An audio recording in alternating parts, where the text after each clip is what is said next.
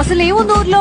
కన్నులకే తీయదనం రుచి చూపే చిత్రాలే సవ్వడితో సంగీతం పలికించే సెలయేళే పూల చెట్టుకి ఉందో భాష అలల మెట్టుకి ఉందో భాష అర్థమవ్వనిదా పలకరింపే పులకరింపై పిలుపునిస్తే పరవశించడమే మనసుకి తెలిసిన భాష మమతలు పంచే